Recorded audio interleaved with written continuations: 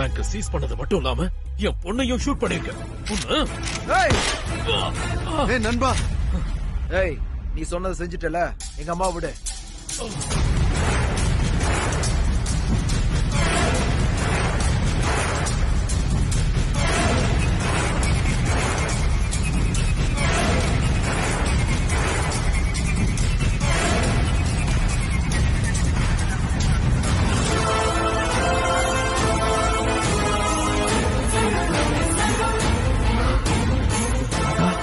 நீங்களா?